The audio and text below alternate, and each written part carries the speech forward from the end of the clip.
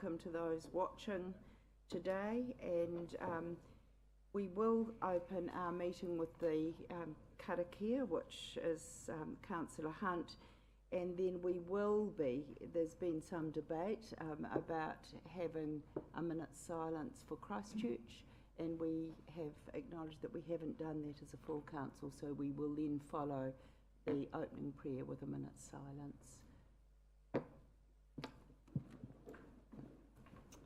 E te atua kaharawa, ko koe te tohu rangatira, te tohu mātauranga. Nā ki tia mai mātou, o punonga I tēnei rā, mahi nei I a mātou mahi, o te painga o ngā tangata o te kaunihera o Rotorua. Takua mai kia tau te rangi Mārie, ki runga I a mātou I ngā wā katoa, ko ihu karaiti hoki o mātou arihi. Āmene. And now we'll follow with a minute's silence while we stand it.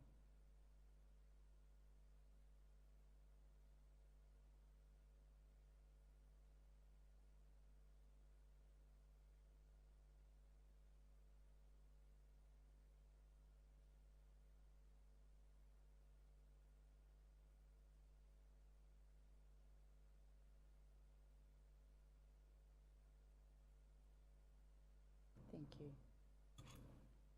Be seated, and also if I just remind everybody here, cell phones to one side and off please, and also thank you to the public who turned up to our Village Green vigil on Friday that was organised with the Muslim community and also with the Multicultural Council.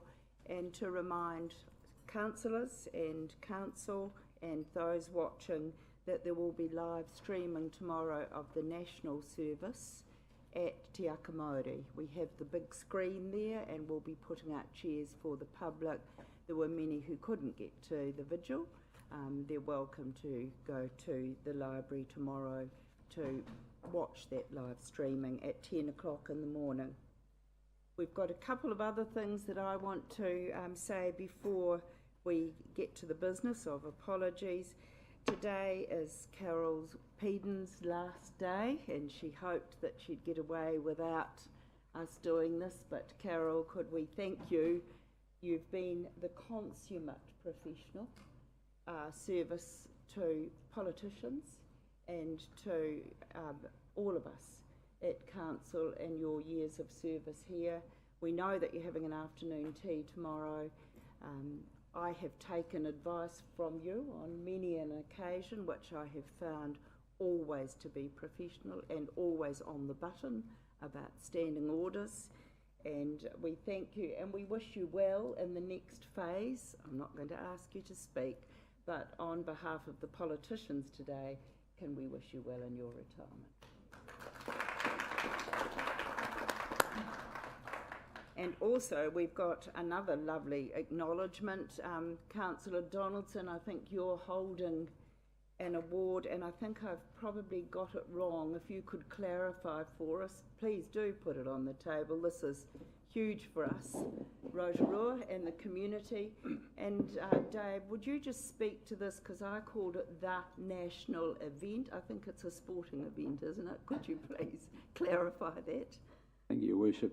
Yes, the award is for the best sporting event in 2018, and so the award goes to Crankworks 2018 in association with the Rotorua Lakes Council, and it's at the New Zealand Event Association Awards. So it's the, I guess, the peer group of event organisation in New Zealand, and at that event there were people such as Mayor Cull from President of Local Government New Zealand, a number of other political representatives, but also the Chief Executive Tourism Industry Association. So it's a lovely award to receive. Great acknowledgement for the team and the volunteers who put on the event. Yes, I think well done, and well done to the team that put it on. And what we're becoming known for is the way the community gets behind us now. and also the volunteers. That's what Crankworks International told us. They could not believe the community response. There'll be a debrief later on that event, I'm sure, that will come to the Committee of Council, but congratulations, and we're not sure where to put this one, but well done to the team. I think it probably appropriately rests with Rob Pitcathly's team up in Sport and Recreation. Thank you. All right with that? Great. Now we ask for any apologies. I do have an apology for lateness only for Councillor Maxwell, and there are none others. So that's for noting, really. We don't have to move a lateness motion. All right? No other apologies? Councillor Kuma? No? So there are no further apologies. Are there any declarations of interest? Councillor Donaldson? Thank you, Your Worship. Yes, I have an interest in recommendation 1 in public excluded, and I'll be departing the chamber for that debate. Thank you. Councillor Stewart?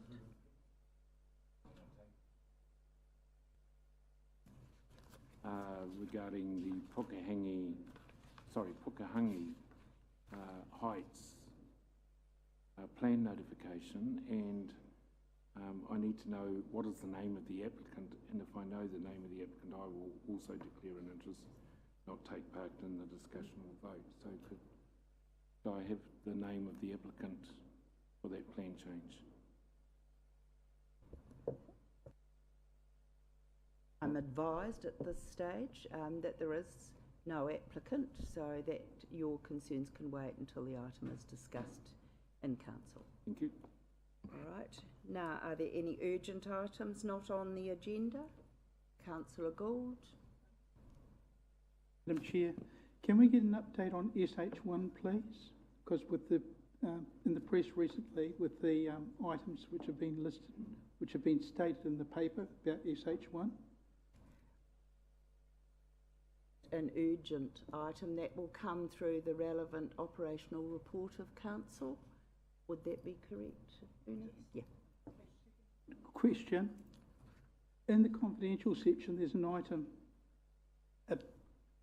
about the Chemo Gorge. Will we get an update as to what the exact costing of that particular sculpture is? Again, Councillor Gould, that is not an urgent item. It is an operational item, and of course we'll get that. As soon as those negotiations are completed, that will come through the right operational committee. Are there any other urgent items, not operational items? There appear to be none. Confirmation of the council minutes on the 28th of February 2019, that's page 8 of your order paper. Do I have a mover and a seconder that the minutes of the council meeting held 28th of February 2019 be confirmed as a true and accurate record? Moved Councillor Kent, seconded Councillor Gould. Are there any corrections? Councillor Sturt. On page 3, where recommendations from other committees, disposal of council-owned property, is there an appropriate place within those minutes where I declared an interest, left the meeting and took no part in the... I did ask that that be recorded. So it should be. Get that amended accordingly. No,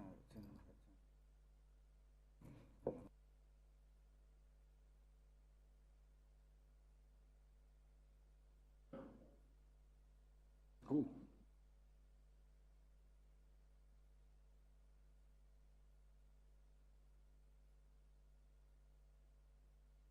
sorry, Your Worship. Just a matter arising from the minutes. Item 4.2, the alleged breaches of the Code of Conduct, which was referred to the Chief Executive for follow-up. I wonder if perhaps he could give us an update at some stage during the meeting as to his progress.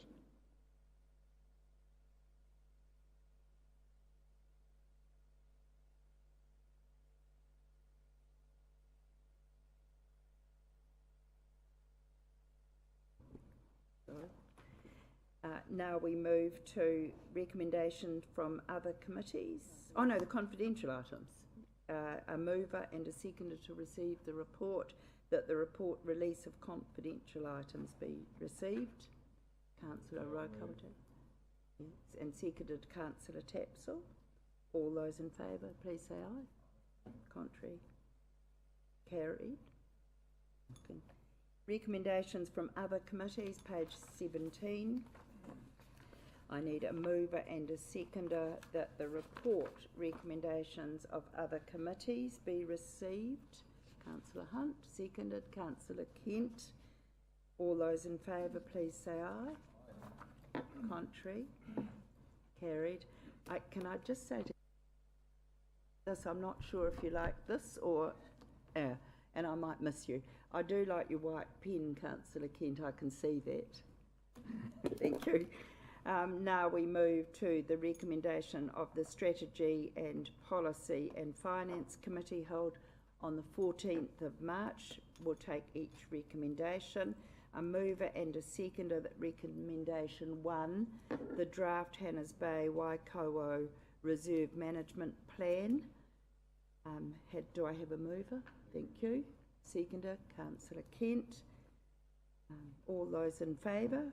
Oh, a discussion first before we put it to the vote. Is there any discussion on that? Appears to be none. All those in favour, please say aye. Contrary. Carried. The response, as I understand, on that draft will be back in 2 months, just for your understanding. The next, notification of Plan Change 2, Pukehangi, and the use of streamlined plan change process. Now, before we begin this, we're going to invite Henry and Kate Dam, please, to come and present this. It's a little bit different for us to get our heads around. Thank you, Kate. Welcome.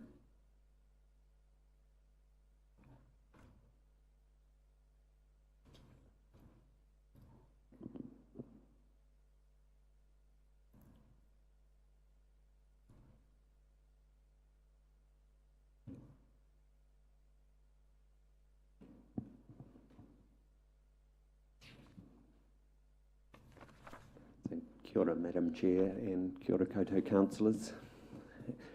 So we're going to play just a little bit of a tag team here today because we want to make sure you're really clear in terms of what decision we're putting in front of you and that you've got enough background in terms of an explanation for you to make the decisions that are needed. And we've also obviously got Councillors Hunt and Kent from the RMA Policy Committee who have already considered this matter and are clear on one aspect of it and putting the other aspect of it in front of the council for the wider discussion. But we can talk about that as we go through. So what I thought I'd do is just give a really brief overview really of the context of the decision we're putting in front of you today. Then ask Kate to take you through the detail of it. So you've got the detail to support the decision and obviously then open it up for questions. And as I say, I'm expecting our RMA Policy Committee members to jump in at any stage. So really just in terms of the context and making it clear about the decision you've got is what we've got here essentially is we're proposing the public notification of a plan change, and it's a plan change that signals really a zone change from rural to residential on a piece of land over at Pukehangi.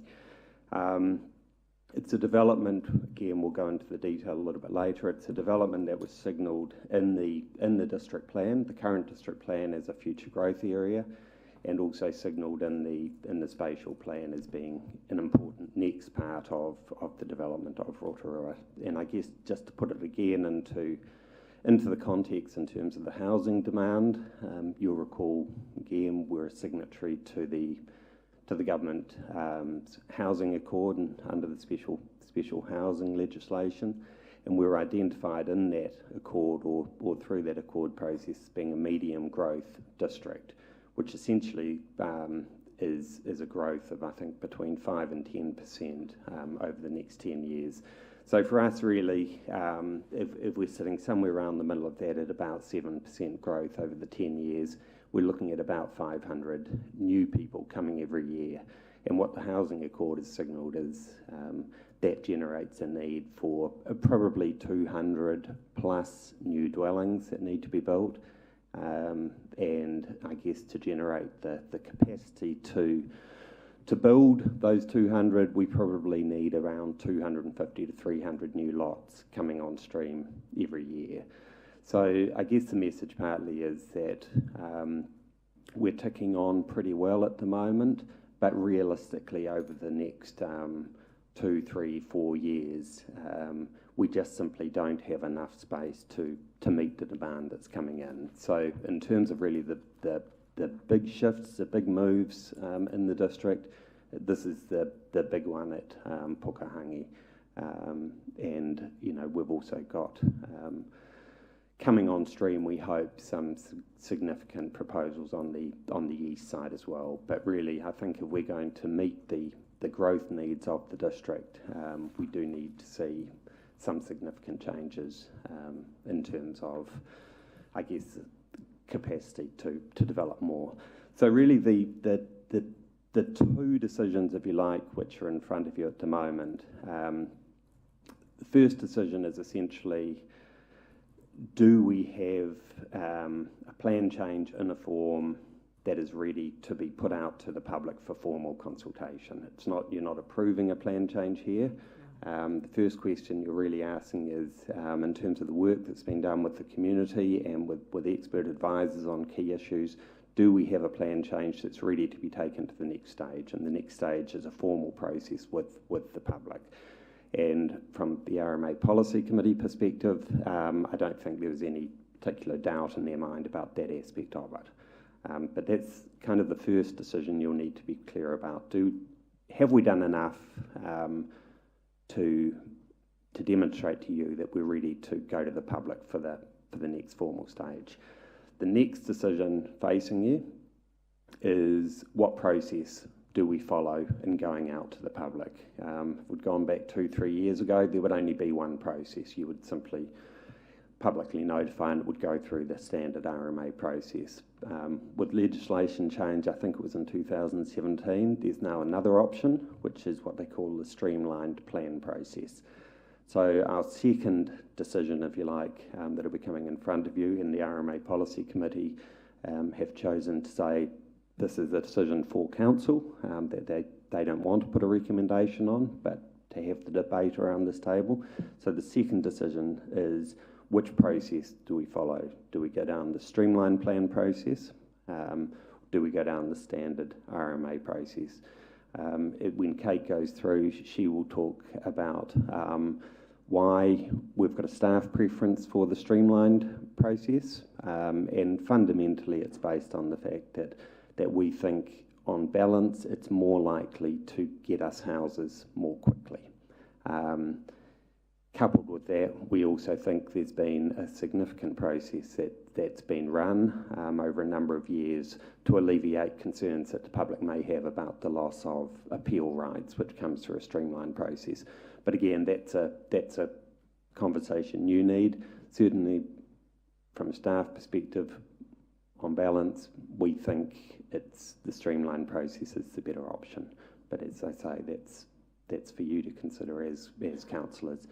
So if you're clear about those two aspects, so really, do we have a plan that is ready to go out for formal public consultation?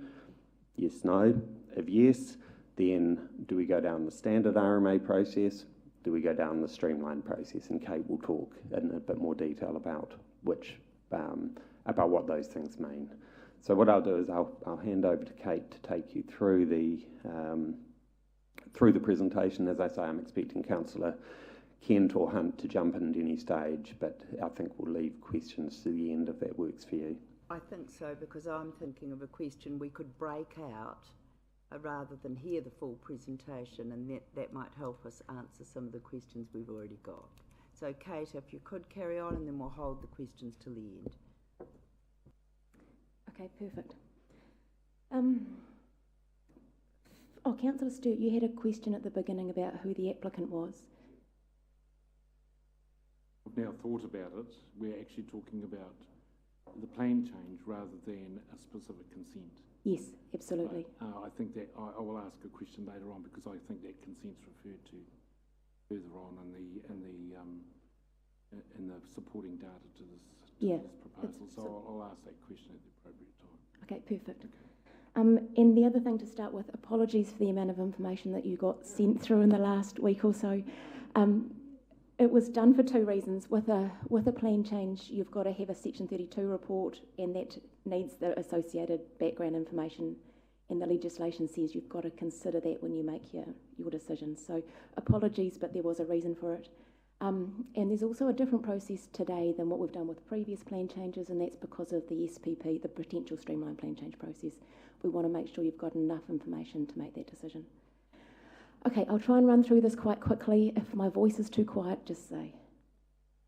So I'm going to provide an overview of the plan change, so you can make a decision regarding notification, and also so when you get questions from the public, if it does become notified, you have a high-level overview of what the plan change is all about.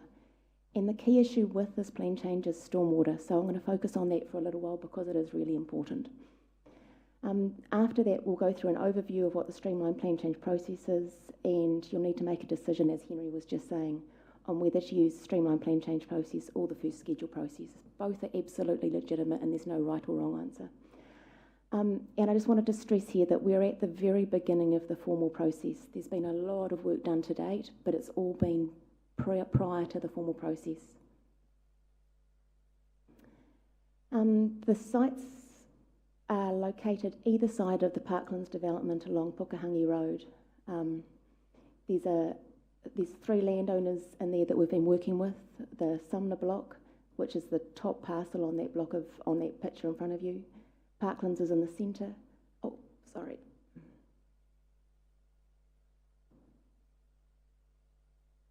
Parklands is in the centre in there. And then you've got the Hunt block, which is there at the top of Malfroy. And at the top of Matapo Ave, you've got the Tiara Group Holdings land. That's all currently pretty much farmland with a couple of rural residential houses on there.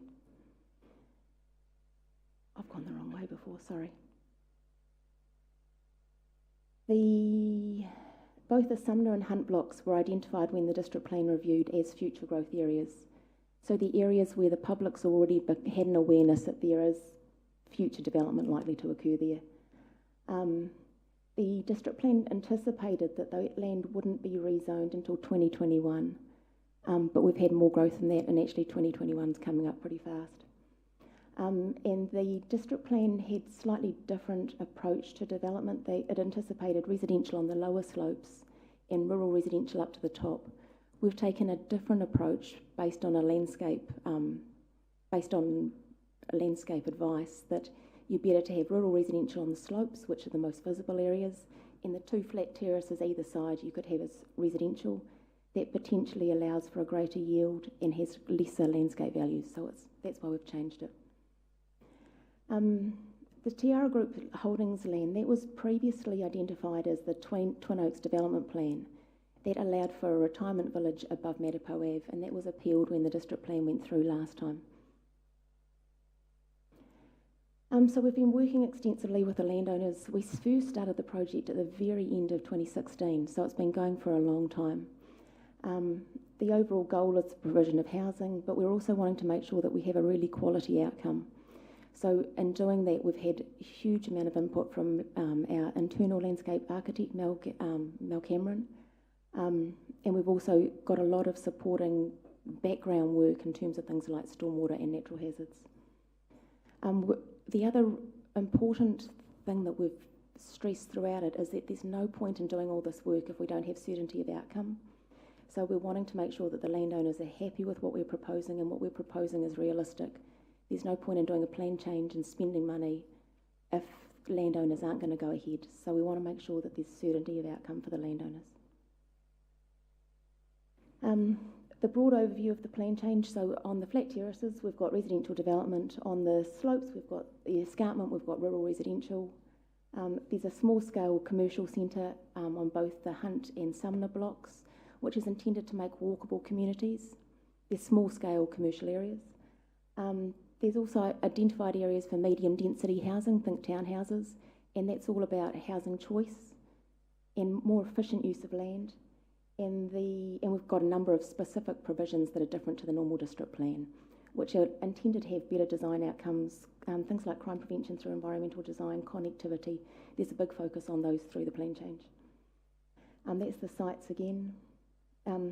Boffa-Miskell's been actively involved with this, and when we met with the RMA Policy Committee, the committee said, oh, it would be really good to have a nice simple plan, and they came back with this, and it wasn't much more simple. But in terms of understandability, it's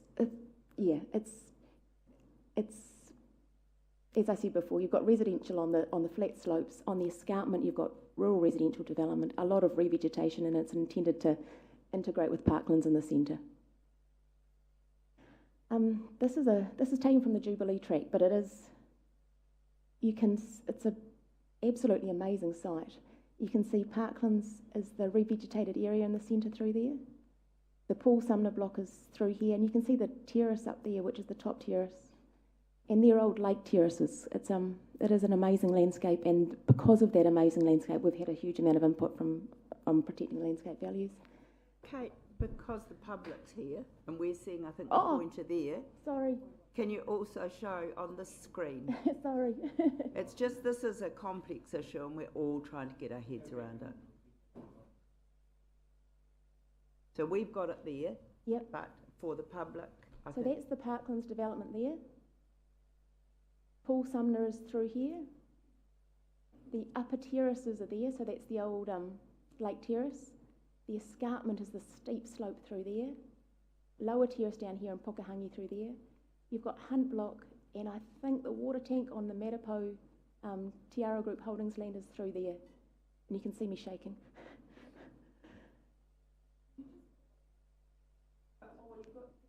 Yeah.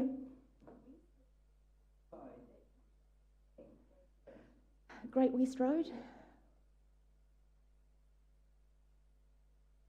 Yeah, I think you'd be looking around here. So Tiara Group Holdings, then you've got Matapo Ave down here. Great West Road is probably coming around there, but you can't see the change in contour. And it's going through in front of Baxendale, which is, round the back. Yes.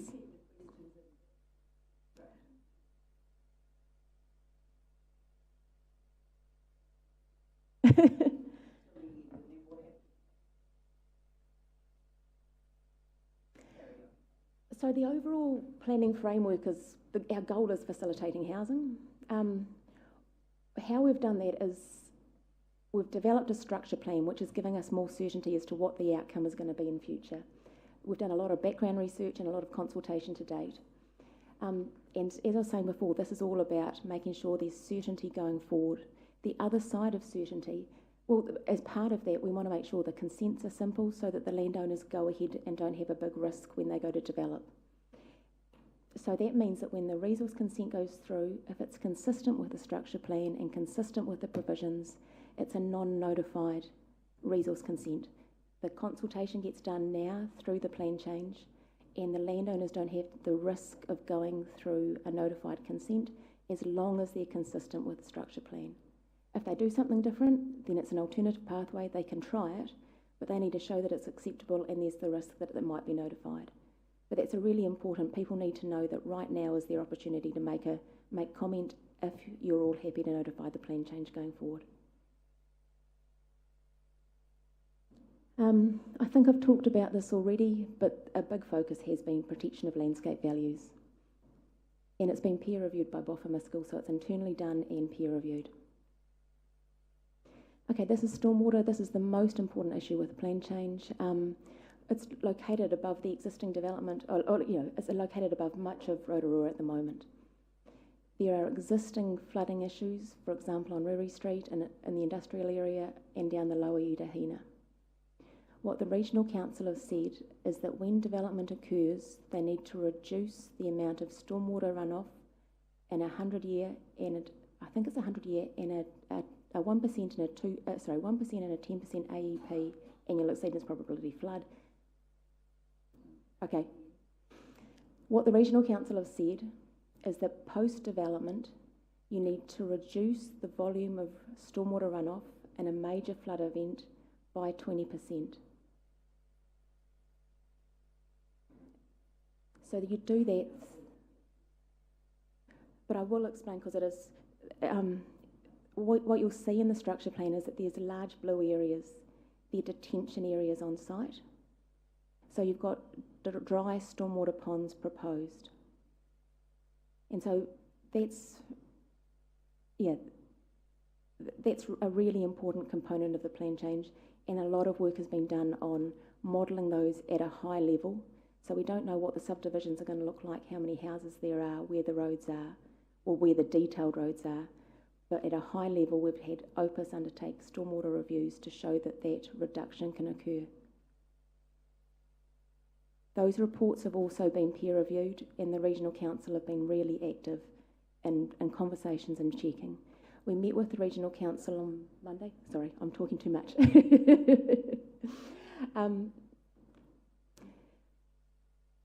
The other component of stormwater is that we've got low impact urban design. So that's looking at water quality and quantity. It's not the old traditional just pipe it to the lake. We improve water quality. And we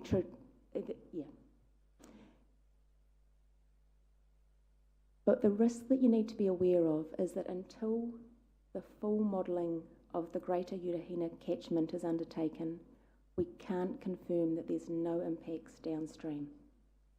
So what we've done is the Regional Council have been fantastic. They're undertaking that modelling so that we can understand what the extent of flooding is. And we've created a rule framework that that modelling must be complete before a subdivision consent can be completed. There's other checks and balances in there. So when a landowner decides to subdivide, they also need to get a discharge consent and an earthworks consent from the Regional Council. So there's a subdivision consent that needs to be undertaken, and there's earthworks and discharge consents for stormwater that also need to be undertaken. So there's two checks and balances there. We're also looking at including the future growth area within the comprehensive stormwater consent.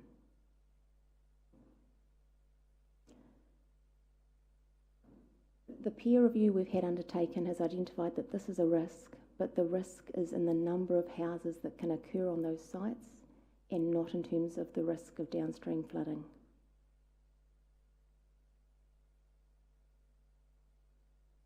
Yep. So we are not experts.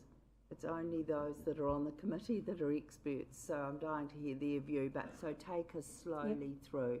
Suddenly we're all trying to be a commissioner status and trained, but take us slowly through that statement. So we've had the peer review done by Tonkin and Taylor. Tonkin and Taylor have identified this as a risk, but they're saying the risk is to the yield, the number of houses that could occur on the sites. The risk is not in terms of downstream flooding. Maybe I could just give even more of a layman's explanation on that, and again, Kate can correct me if I'm wrong. So essentially what they're saying is, until the detailed work is done, there are no absolute guarantees in terms of the number of houses that could be built, you know, the number of hard services you could generate and the amount of retention you could achieve on the site. So what they're saying is there's no problem in terms of managing the stormwater risk in terms of flooding, but it could, depending on the detail of the work done, have implications on the number of sections you can then generate. So it's not saying the work won't be done. It's saying you can't really do it all up front without knowing the detail of the proposals. And when you go into the detail of the proposals, depending on the retention methods you use for the stormwater, will have an impact on the number of houses you can get. So there's the high level saying, yep, you can do this, there's no issue with this, but when you get into the detailed work for a land use consent, a subdivision consent, you will also have to provide that detail, and that will have an impact on the yield of houses, if that makes sense to you.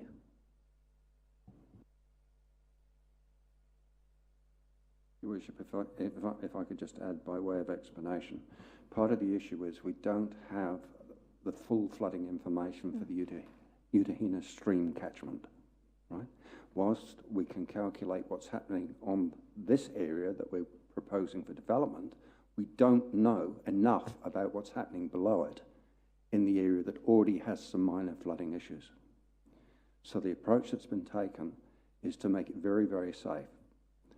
We can proceed with the precaution that full modelling of the Utahina catchment has to have been completed by the Regional Council, and then based on that, that will then determine the number of houses that are able to be supported up on the hillside. Hopefully that clarifies things a little bit.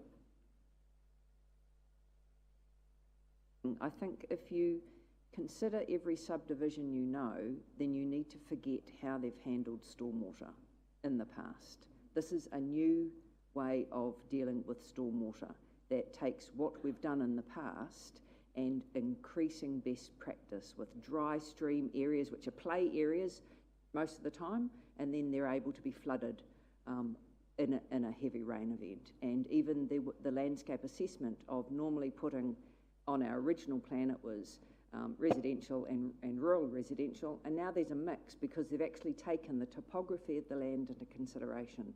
So all the new stuff we're hearing in best practice around the world has been put in here in order to make this the best water subdivision from a stormwater and event point of view than anything else we've got. So if you go in with the mindset of what you know, you're going to miss actually the new information coming in. So that's all I'd say at this point.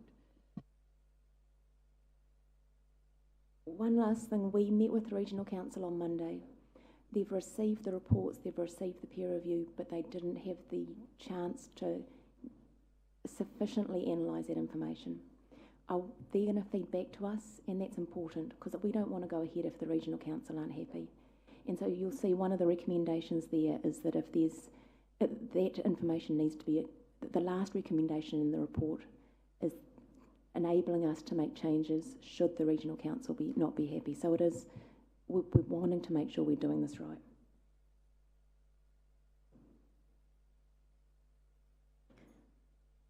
The Regional Policy Statement also has a number of policies that require natural hazard assessments of other hazards. So we've undertaken, between us, the Regional Council and the landowners, we've undertaken assessments for landslide, liquefaction, active faults and geothermal. The landslide assessment says that at the subdivision stage there will need to be specific assessments undertaken, and there's provisions in the plan change that assure that happen. To date, we've also undertaken a lot of consultation with the statutory parties and also with surrounding residents. So that's Parklands, the residents adjoining Sumner, Matapo Ave, and we've also had a drop-in session for public feedback. The most common issues that were raised in the consultation were traffic, stormwater, and also density. So this is the end of this part of the PowerPoint on the plan change itself. The next part of the presentation is on the streamlined plan change process. So do you want me to keep on going now, or do you want to discuss what's the better approach? Can I suggest for clarity, it might be better to break at this point, answer questions on what we've already heard, and then come to the issue as to whether which process should be used after we've put all these matters to rest. Informed about the next stage than we are. Did you have a question, Dave? Yeah. Here we are. Thank you, Your Worship. Through you, Kate, could we pop back to the picture from the Jubilee track? So I take that's lower Jubilee when you've broken out of the bush and on the lower reaches of Mount Rangataha. So just, I've got two questions, Your Worship. So just looking in the distance there, are we looking at Tihiatonga, and how does that sit in comparison to the land and the terraces that are under consideration here today in terms of elevation up the Caldera rim? Height-wise, yeah. So this is all within the less sensitive landscape area. So I think it's 385, but whatever the top contour line is below, is the top edge of the residential terrace. So, up on there, Yeah. that line there would be the top edge of residential, and that follows the line of the less sensitive to sensitive landscape areas. So that's about the equivalent of the top of Te Tonga, for example. I don't know what the top of Te Tonga is. I'm just looking at it in the distance there and going around. Yeah, Yeah. I can't.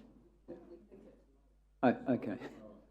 And my other question regarding the detention ponds.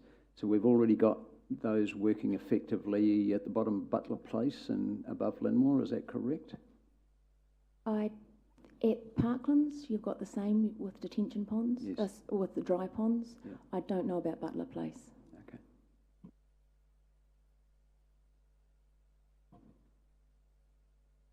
Yeah. I'm sure there are, Your Worship, at Lower Butler Place, just above Linmore there, at the top of Isles Road. Yeah. What I've got to do is, as an elected representative, is assess the likelihood of this going ahead with all these reports and the cost, not only to council but to the developer, as to whether it's viable to go ahead. With all these different reports are required. I mean, how long is it going to take for the EBOP to do the modelling on the Utahina catchment? Who pays for the stormwater impact mitigation? Is it part of the subdivision cost? There's a whole lot of issues. Dry stormwater places on site you talked about. I didn't even know what they meant, but I do know now. Also, I understood that on the district plan maps, there's an Urupara site in that vicinity as well, which has to be protected. What I'm worried about in terms of the ratepayer is the risks, and you quite clearly outlined that should this go ahead or not. I mean, Councillor Stewart, we're not really here to discuss whether this goes ahead or not. We're here to discuss which mechanism we go on with. That's all. We're not here to be the arbiters of whether this should go ahead or not. It's what mechanism should be used. no, but what you're asking us to do is either take the option of fast tracking it through the Minister's Streamline Plan or going through the normal plan change process. And that's all we're considering But today. what staff have highlighted to me, I think I'm quite right in the questioning that I've asked, is the staff are highlighting to us that there are risks that if this doesn't happen, and we've gone to the expense of all these reports, geotechnical, mitigation reports, stormwater, the cultural impact assessment, the archaeological assessments, and any other additional reports. I mean, I've already heard that because of the possible cost, that this probably won't go ahead. But that's So not, I'm ruling that out. Well, okay. It's dangerous when politicians decide we're not the experts.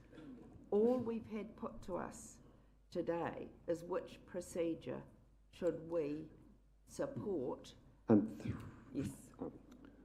Yeah. Your Worship, Rob, if I can just try and put this very simply to give you the picture. Any small subdivision has to go through all these reports, geotax and everything else.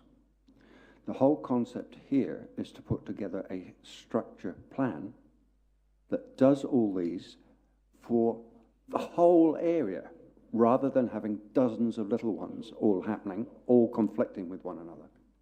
So basically, Council has said, we will help to enable the development to take place in this area.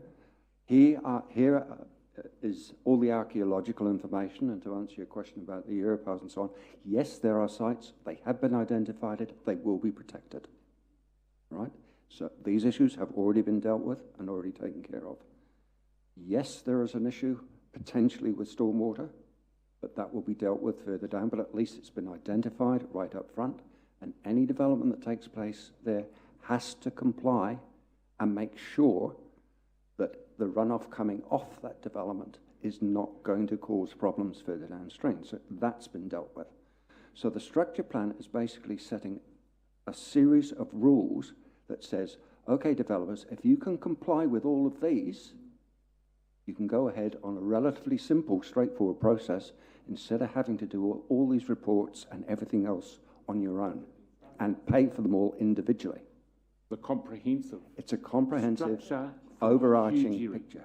And the rules will be consistently applied across the whole area. Yes, and basically what we're saying is, if your development complies with all these rules, then it can go ahead as a non-notified application for consent, which is much simpler.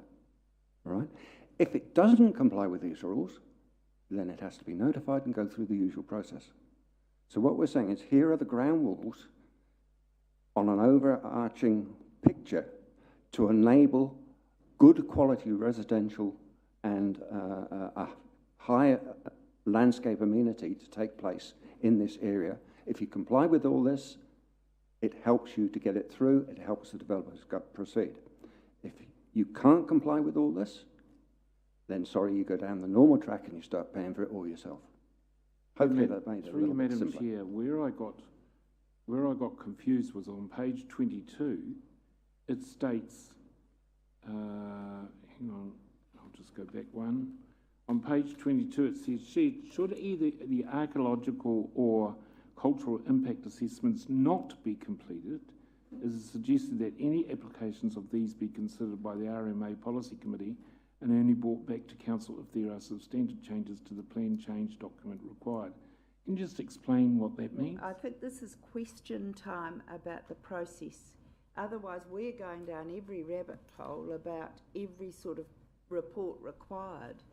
I don't want to, we've got to keep it at a high level.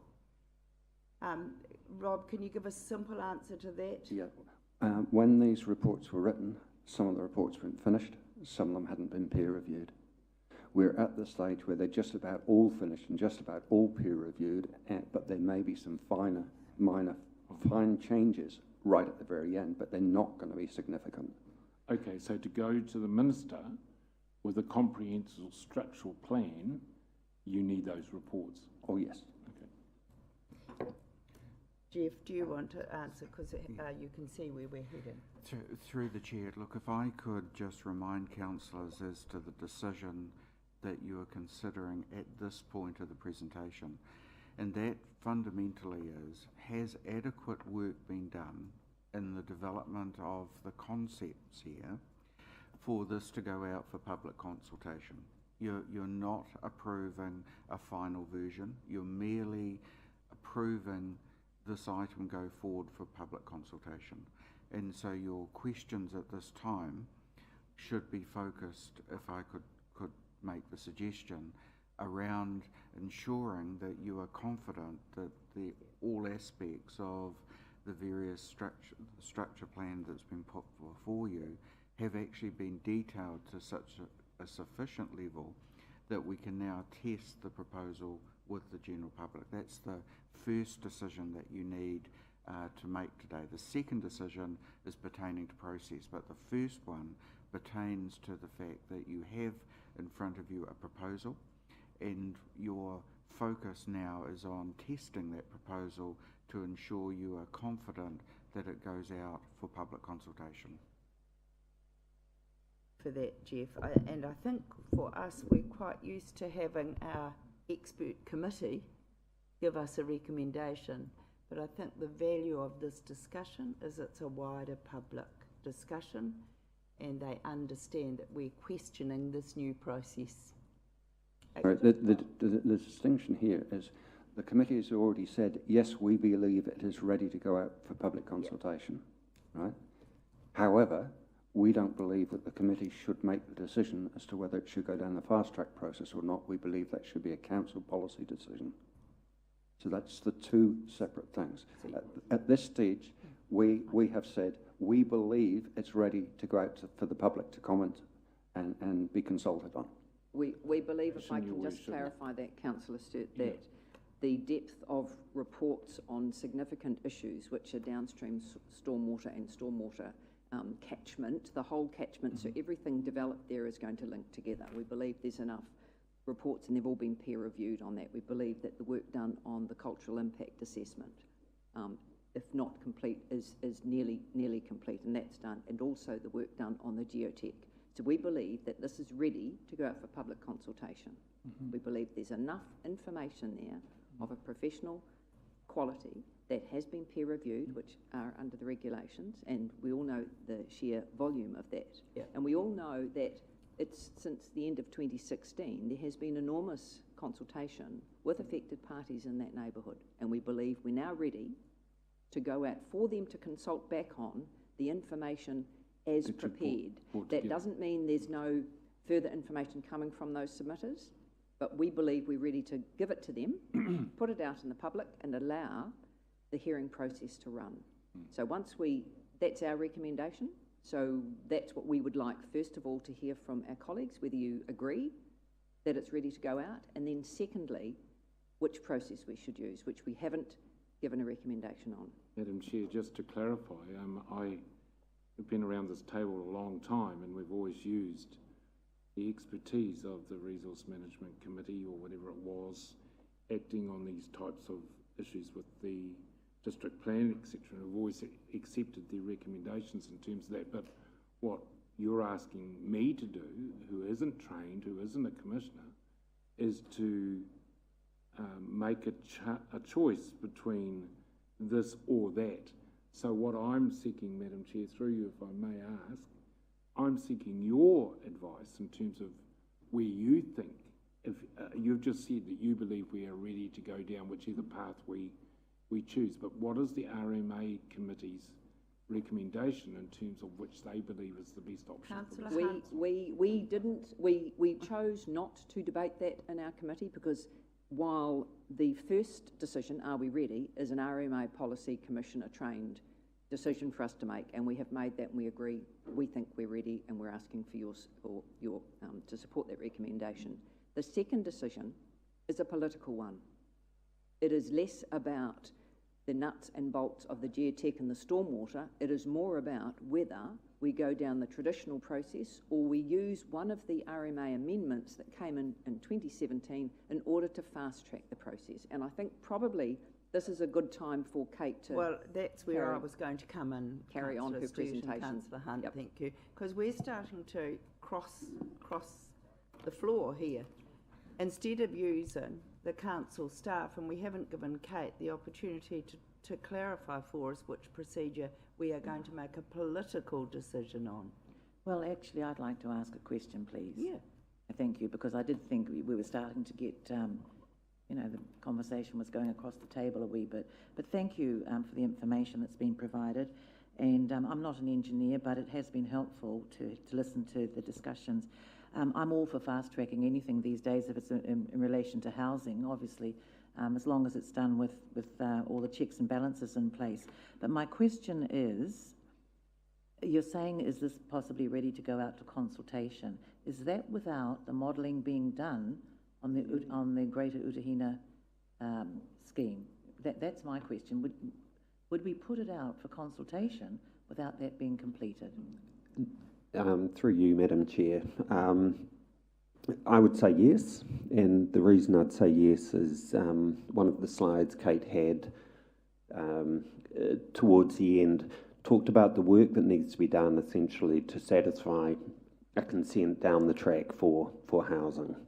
And all we're saying essentially is go out now, the work will be done, and it will be required to be taken into account in any land use consenting process. So it's not saying the work doesn't need to be done, it's not saying it won't be taken into account, we're saying it doesn't need to happen now because actually the proposed plan will provide for a rules framework that requires it to be taken into account. So can you see the difference? It doesn't need to have the substantive work done now, as long as in the process of getting a consent, that work is taken into account and the rules and the proposed plan will require that to happen. Thank you, Madam Chair. Thank you for that hint, Mr. Weston. Yeah, I'm just a little bit. People are a bit jittery these days about water. They are, and I just wondered if putting it out for consultation without that, but as long as they're reassured that that is a big part of anything in the future that'll be taken note of. Yes, thank you. And I do Henry, have to could you point out in the recommendation, please, in the or, 2 specifies that these must be completed, the reports on stormwater, the cultural impact assessment, the archaeological assessment, and any additional reports or information received. So that's written into our recommendation, and you're right to ask that question. And I guess the only other point I'd make, and again, it's from the sort of layman's perspective, the detail that has gone into this and the background work that has been done for what is the plan change process is so much more comprehensive than you would ever normally see in any plan change or district plan. And the reason for that is to try and get as much work done up front to create certainty down the track. But any work that isn't done up front doesn't mean it won't be done. It'll just be in the normal sort of course of events. It will still be required. But this is actually a really far more comprehensive approach to planning than anything you would normally see. You had a question, Councillor Tapsell? Yes, thank you, Your Worship, and please let me know if this question can be deferred until later. But the question I had, because we've spoken about the stormwater quite thoroughly, but Council obviously looks after a lot more, looks after other critical infrastructure, including water supply, wastewater and local roads, and I just wondered whether that had also been considered. I know that it was in the district plan as this area was an area where new growth could occur and we could save costs because we do already have supporting infrastructure, but I'm just wondering if those costs have been taken into consideration or whether we would see them later, because obviously we already needing to upgrade the wastewater treatment plant for current use and just short-term expected growth, but I think those are also other critical areas that the council looks after in terms of infrastructure that we do need to be aware of in case we get a big bill later. Thank you. Page 26. Yes, we've been working closely with the engineers in terms of infrastructure. Yes, we've had a traffic modelling has been done. Stormwater, we've talked about it. Wastewater, later in the subdivision stages, there might need to be some minor upgrading, and water supply has been addressed as well. So, yep, those have been considered.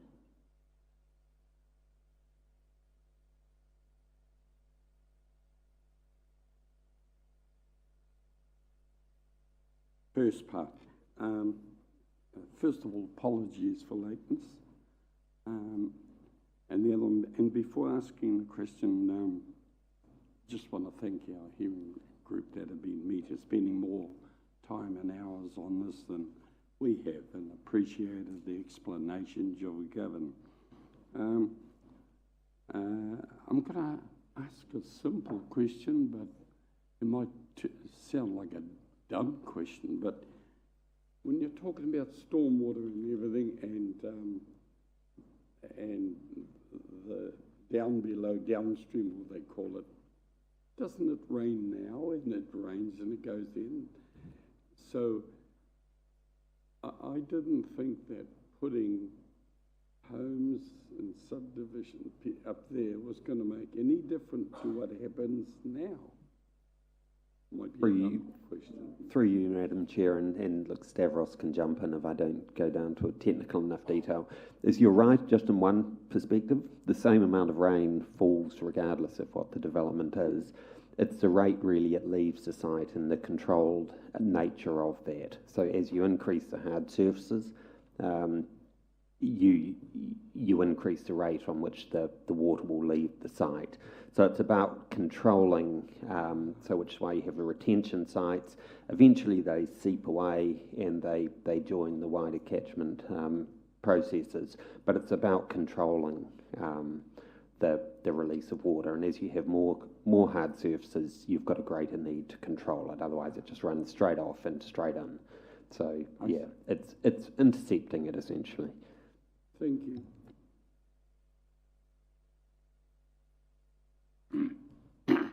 Okay, I've provided here a comparison between the normal standard plan change process and the streamlined plan change process. The standard plan change process, which is what we would normally have done, is you do all this work we've done to date, then you publicly notify the plan change. That allows anyone in the public to make a submission. You then advertise those submissions and anyone can make a further submission.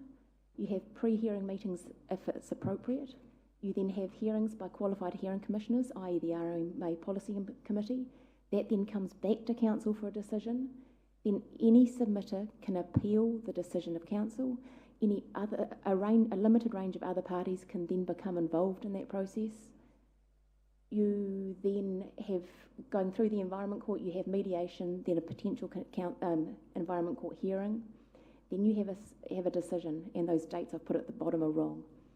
So it's an elongated process. The plan change on noise, I think, is a really good example. We had hearings for noise at the end of 2017. 2018, we had further information provided. We still don't have a decision on noise. So that was one very special. Versus the streamlined plan change process, you basically avoid the appeals. We've put a whole lot of additional steps in that plan change process to make sure it is robust and there is good ability for people to comment on the plan change itself, but we've taken out the ability for people to appeal. So the difference in timeframes for standard plan change processes on the opposite side over here, it would range from 7.5 months to 2+ years for a plan change to get through. And that's important because this is housing. If we use the streamlined plan change process, the estimate is that it would take 9 to 10 months from where we are now. Yes, yes.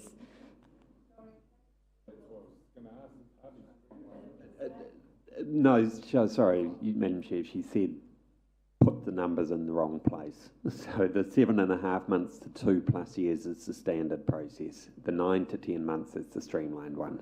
So it's kind of a fundamental, but yeah.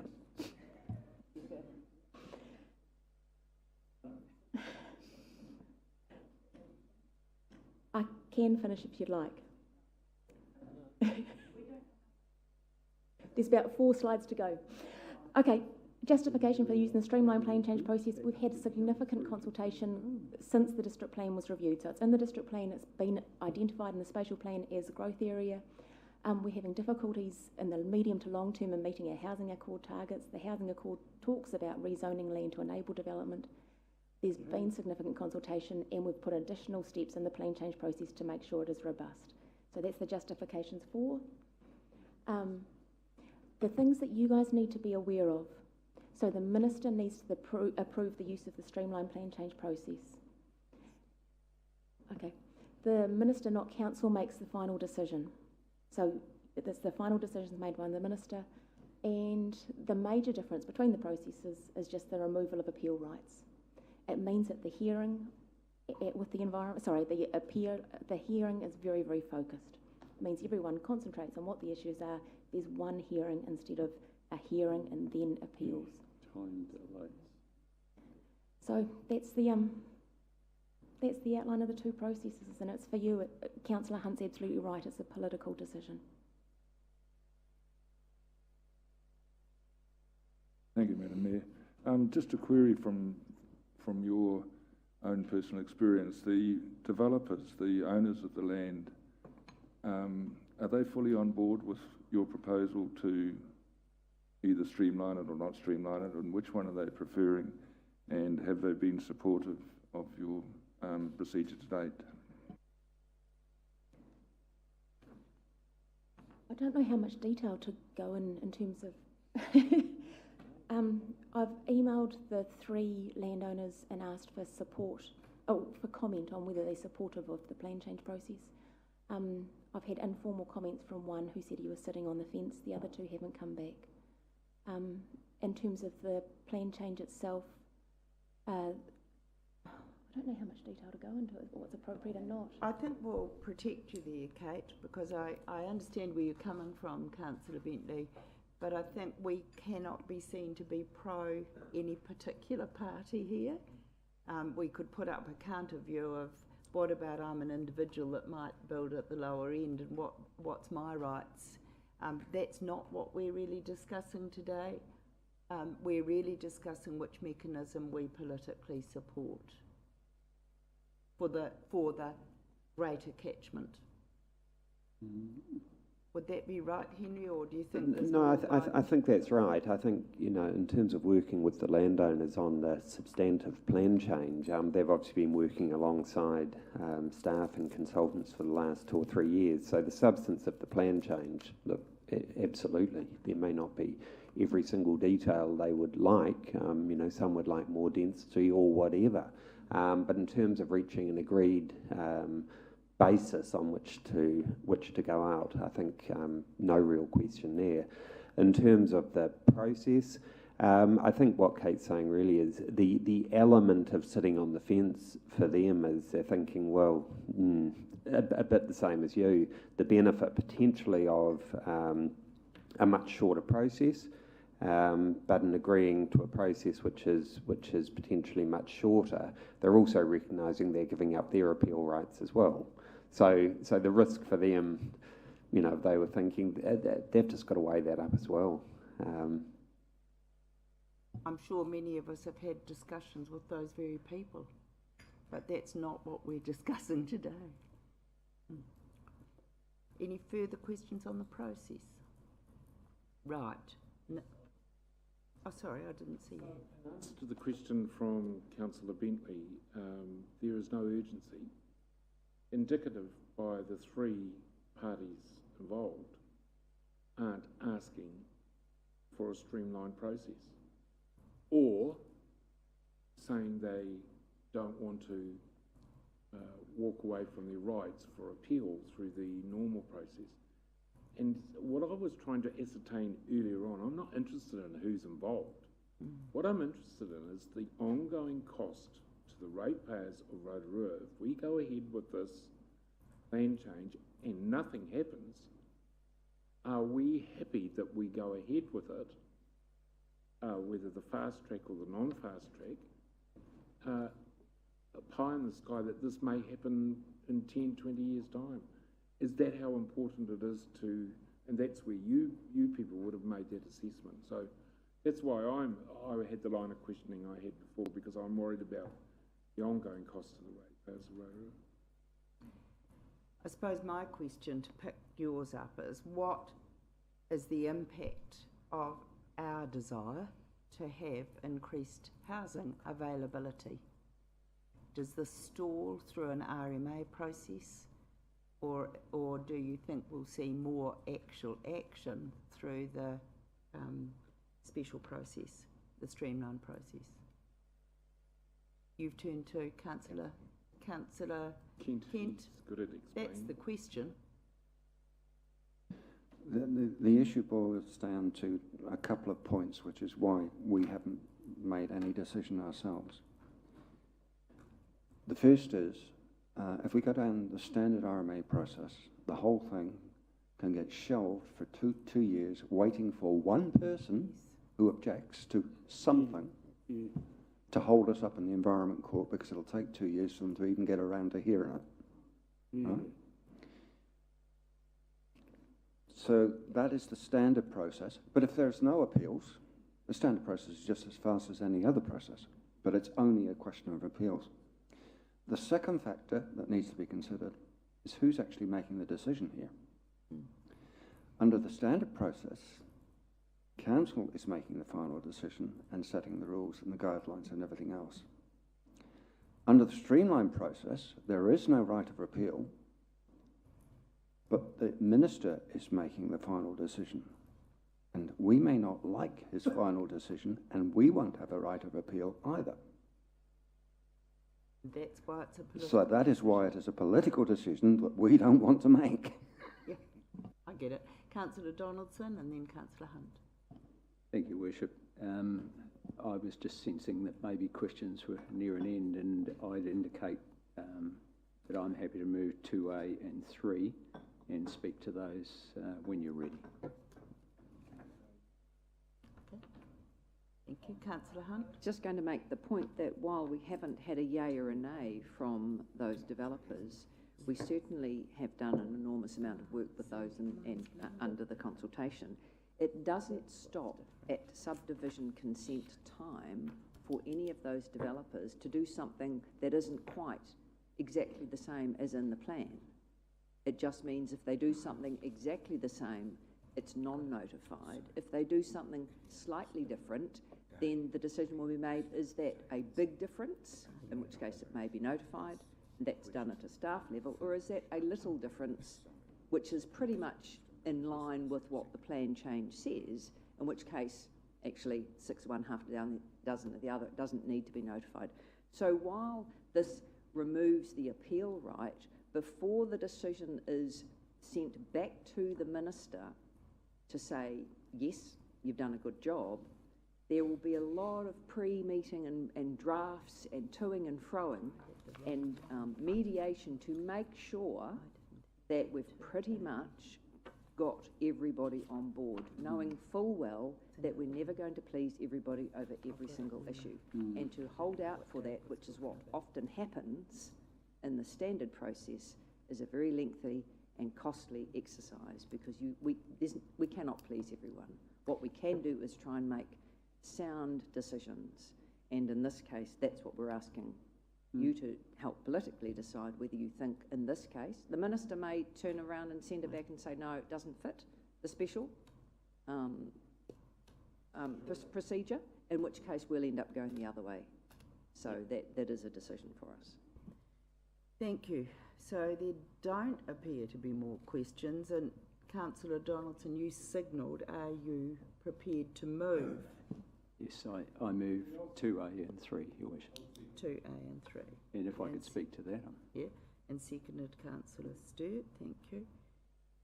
Yes, please. Thank you, Worship. Speak. Well, firstly, I think an astute observation by Councillor Kent that this puts the decision-making in the hands of the Minister.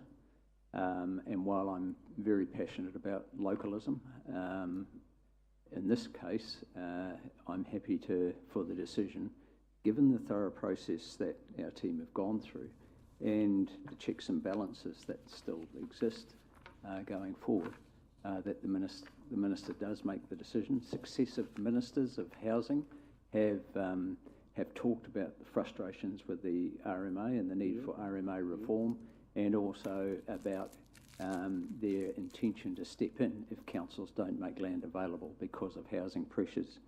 That we have housing pressures is, I think, without doubt, and not only the official reports about being a medium growth area, but anecdotal stuff like the need to schedule in citizenship ceremonies additionally at 2-week intervals because of the number that are lining up for New Zealand citizenship based here in Rotorua, and comments from people such as the President of the Multicultural Council that she knows of people who can't find housing here to move to Rotorua.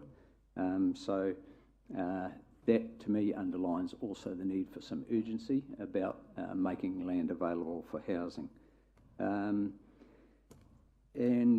the stormwater issue, great that there is still the check and balance there of a developer needing a consent from regional council before they can get a consent to develop. So I'm fully in support. The motion, having listened to the explanations, and whilst it was uncomfortable to answer some of the questions I was asking, I think I now have a better understanding of what the process is and why the government brought in the opportunity for the minister to take it out of the hands of the Environment Court, because it just took, I think it was Bowentown, was it Bowentown or Waihi, where one particular individual stonewalled the development of a marina there for something like 8 to 10 years. And so politically the government moved the Act reform that councils can make a decision to put the process in the hands of the minister or go through the normal process. So I think that this, you've illustrated to us, and Stav, I just want to thank you that a lot of the groundwork has already been done. I needed to be convinced that you were ready to go to the minister, and obviously you two who are experts in this field are confident that that is the case. So I think we would be remiss in not unanimously supporting 1, 2 and 3. As you've said, Madam Chair, through you to Councillor Hunt, the Minister may say no, he declines. That's right. And it comes back and we just go through the normal process. So I'm confident that we are making the right decision, and I have pleasure in seconding the motion. Wish to speak.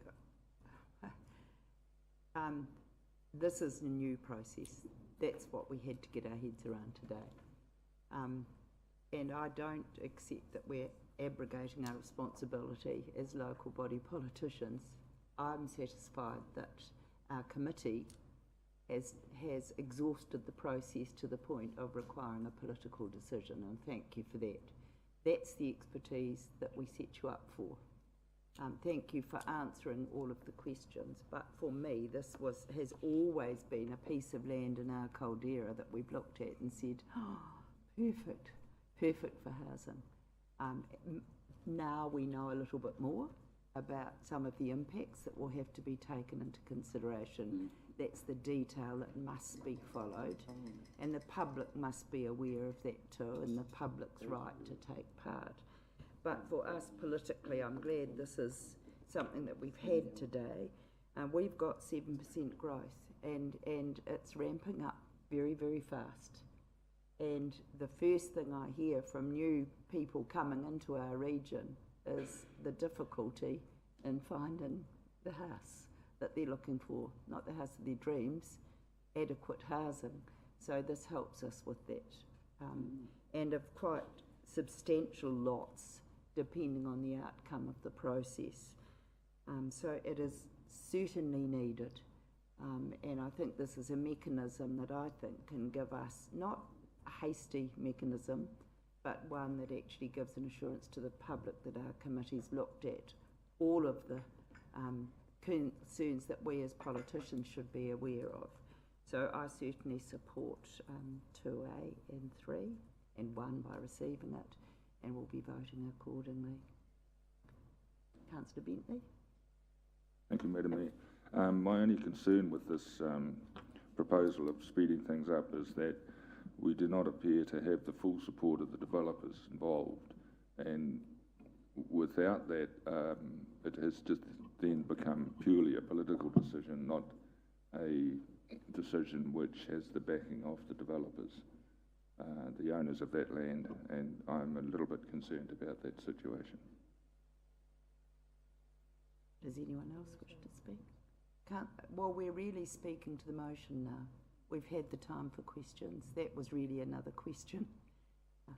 Not speaking to the motion, but I accept that. Councillor Rotorua? Yes, thank you, Madam Chair. Look, I will be brief. My view is, what if we don't do anything? What if we just... so what would the impact be? And that's really the other issue I think that we need to consider. We're all familiar, we all know the issues about inadequate housing in Rotorua, so what if we do nothing? And I just want to thank our two commissioners over there for the help that they give us in making a decision today. Thank you. Does anyone else wish to speak? Councillor Tapsell? Thank you, Your Worship, and likewise I'd also like to thank the commissioners and the staff who have done so much work behind the scenes to get this, but also acknowledge you, Mayor Chadwick, for the work that you've done in pushing this to ensure that we have adequate, affordable and healthy homes in Rotorua. As someone who's still trying to get their first home and chasing that increasing housing price, it's very hard for our community. There are students in our community that are living in Auckland and busing all the way to get to class in our local tertiaries. This is a need that's affecting all areas of our community, from young to old, and I am so pleased that we have this process now only a few years ago and that we're able to use it now. So I just wanted to ensure that we thank all the right people, particularly the staff, for the work that they have done, because without a doubt the time is now to start getting more housing, affordable and healthy housing here in Rotorua. Councillor Kumar? Thank you, Madam Chair. Thank you, Commissioners, for your work, and thank you, Kate and Henry, as well. Just wanted to point out that Tauranga City Council had a problem last year with their housing where it was developed, and then they went back to compensate the homeowners for something that was a problem. How similar is this situation to that? This is not part of this process. We're just agreeing today which line we go down. Yeah. Do you want to clarify that? Oh no, we're beyond questions. That was a question. Yeah. All right. There appear to be no more questions. I now move we've had the mover and the seconder. I now put the motion 1, 2A and 3. Do you want me to read it out? 1, that we receive that the report notification of plan change to Pukehangi and the use of streamlined plan change process be received. 2A, that the council approves that an application be made to the Minister for the Environment to use the streamlined plan change process for plan change to Pukehangi Heights, staff preferred option. 3, that council agrees that any final changes that are not substantive in nature to the proposed plan change prior to notification be made by the RMA's Policy Committee after consideration of the reports on stormwater, the cultural impact assessment and archaeological assessment, and any additional reports or information received. All those in favour, please say aye. Aye. Contrary? Carried.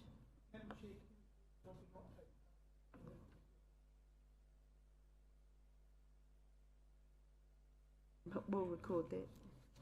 It remains a unanimous decision. Thank you.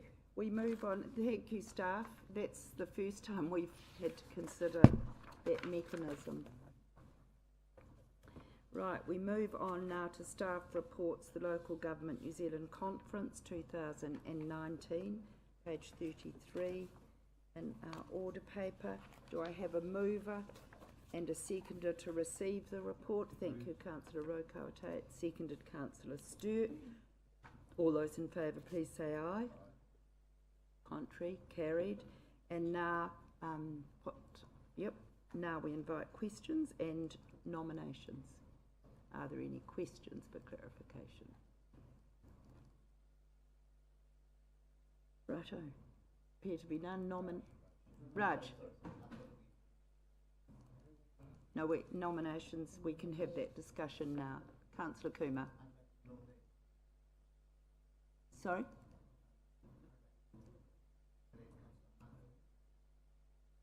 Are there any further nominations? Councillor Kent. Oh, sorry. Yes, Your Worship. I'd like to nominate Tanya since she's going to be there anyway, speaking. Yes, that's right. You are. Yeah, Councillor. Yeah. Thank you, Madam Chair. Localism is high on the agenda, and we should all realise that. And the fact that Councillor Tapsell is going to be there as a speaker, kia ora to her for that. But I would ask that councillors look at the portfolios and see who is appropriate to go, because this is really something important. And you should know some of this. So, I mean, okay, you can go and learn as well, obviously, and that's what a lot of people will be doing. But it's good to know that this is going to be on the agenda for some time in the future. And it's being driven by our central government as well. So I'm just saying, it's not a matter of, we like our fellow councillors. It's about where the... It's not a turn. It's not an aspect of turn. Yeah. Yeah. Councillor.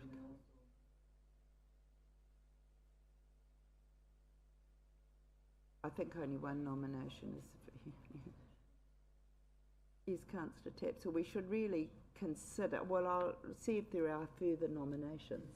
Yeah. Yes. I take on board what Councillor Coatate said, and whilst she went last year, the focus of this conference is certainly fits within Councillor Tapsell and Councillor Coatate's portfolios in terms of one in sustainability and one in the areas of responsibility that Councillor Coatate has. So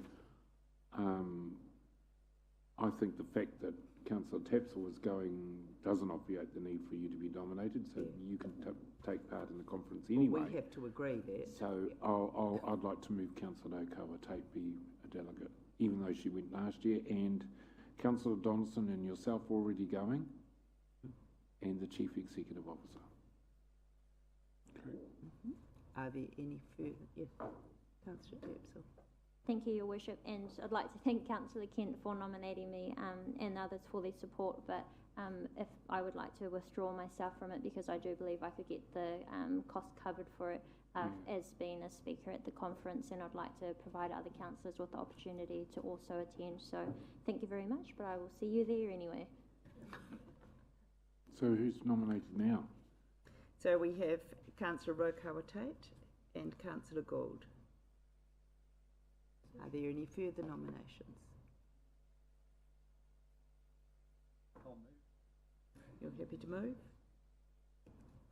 Second? Any further discussion? Te Tato, there's always a Te Tato member. Oh, we agreed that last year. Yeah. It's in your report. Yeah. Councillor Donaldson moved. Yeah. And Charles seconded. Yes, I did, Your Worship, and the Te Tato representative is accounted for in the policy at 3.2, the bottom bullet point, but it's not for us to tell them who they send, so they will nominate. Yep. No, appreciate that. I'm going to put that motion to the vote. Yeah. Yeah, they do. Well, I'm going to put that to the vote. All those in favour, please say aye. That Councillor seconded. Contrary. Carried. Thank you. We now move on to the resolution to go into public excluded. The items for consideration are the adoption of the minutes, the disposal of council-owned property, the concept design for Howard Morrison Performing Arts Centre, Crankworks support, the nomination to recruit to the Recovery Manager Civil Defence position, and the extension of the contract, removal and beneficial use of sewage sludge. And the reasons for this are to enable commercial or industrial negotiations, to enable commercial activities, and to protect a person's privacy. Do I have a mover that we know? Thank you, Councillor Tapsell. Seconded, Councillor Hunt. All those in favour, please say aye. Contrary? Carried. We'll now have a